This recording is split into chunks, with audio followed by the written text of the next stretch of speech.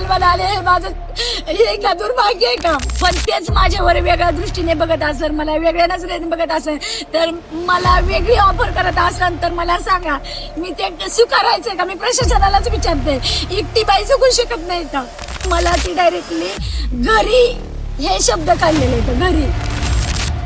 मी हे उघड सांगायचं का हे ऑफर काय आहे? माझी हॅरेसमेंट होती या 10 वर्षापासून. त्यांनी वैयक्तिक माझ्या नवऱ्याविषयी माझी चौकशी केली, तू एकटीच राहते का, अशी करते का, तशी करते का? आणि नंतर मी सगळं सांगितलं त्यांना, माझा घटस्फोट ते झालेला आहे. मला प्रत्येक वेळेस मग वेगळ्या दृष्टीने बघितलं जातं आणि त्याच वेळेस फॅमिली विचारलं. परत ऑफिसमध्ये पण चर्चा, प्रत्येक जणांनी माझी चर्चा केली आणि त्यांना पण हे निदर्शन त्याच वेळेला कळलं होतं की मॅडमला हे काहीतरी बोललेत म्हणून. मग आता मी ते उघड सांगू का त्यांची ऑफर काय आहे ते? ती सोमवारी पण मला ती डायरेक्टली घरी हे शब्द काढलेले आहेत, घरी. म्हणजे त्यांनी कसं केलं, मला मी तिथं समोर बसलेली होती खुर्चीवरती, जवळच समोरच्या त्यांच्या खुर्ची, हो समोरच. आणि त्यांनी एका क्लार्कला मुद्दाम बोलून घेतलं आणि ते काय म्हणले, ह्या फायली सगळ्या घरी येऊन ही करायच्या, माझ्याकडे द्यायच्या आणि 2 वाजेपर्यंत फायलीवरती सह्या घ्यायच्या.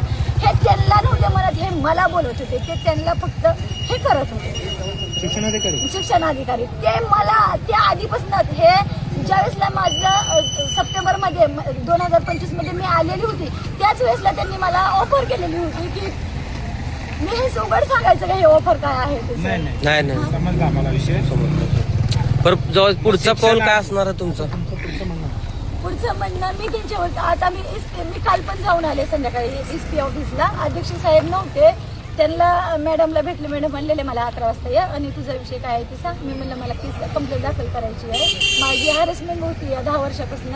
मी सगळ्यांवरती विश्वास संस्थेवरती टाकला होता. मी प्रशासनाविषयी आदर व्यक्त करत होते त्यांचा, मी आजपर्यंत पण केलेलंच आहे, आणखीनही मी करते प्रशासनाचा, शिक्षणाधिकाऱ्यांचा आदर. पण तेच माझ्यावर वेगळ्या दृष्टीने बघत असेल, मला वेगळ्या नजरेने बघत असेल, तर मला वेगळी ऑफर करत असेल तर मला सांगा, मी ते स्वीकारायचं का? मी प्रशासनालाच विचारते, एकटी बाई जगू शकत नाही का? आणि मी पारधी समाजामध्ये, पारधी जातीमध्ये जन्माला आले हे माझं हे का दुर्भाग्य आहे का? मी कम नशिबी आहे की मलाच ते तिची आठ लागू होती या माझ्या ह्याच्यावरती, कागदपत्रावरती, मान्यतेवरती. मी त्यांना एवढं पण म्हणते की शासनाच्या नियमाप्रमाणे जे BEdचे शिक्षक आहेत त्यांना पण तुम्ही अटी लागू केले ते पण मला द्या, म्हणून ओरिजिनल मला बघायला द्या. मी स्वीकारते तुमची TET लागू केलेली ऑर्डर, मान्यता. मी कंप्लेंट SP ला कंप्लेंट दाखल करणार आहे आणि मी अधिवेशनात जाणार आहे. मला रात्रीच अधिवेशनात या म्हणून सांगितलं होतं. मी त्यांच्या विरुद्ध कंप्लेंट दाखल करणार आहे. मी आजपर्यंत सहन केलं तर मला वाटत होतं कुठेतरी त्यांना माया दया येईल, माझं क्वालिटी. मी माया दया पण करू नका म्हणते. माझं शिक्षण बघा, मी काय आहे, मी कुठे आहे, मी कुठल्या लेवल म्हणतो, कुठल्या स्तरामधनं आलेली आहे. एकीकडे शासन म्हणते शिका शिका, तुम्हाला आरक्षण आहे, तुम्हाला नोकऱ्या आहेत.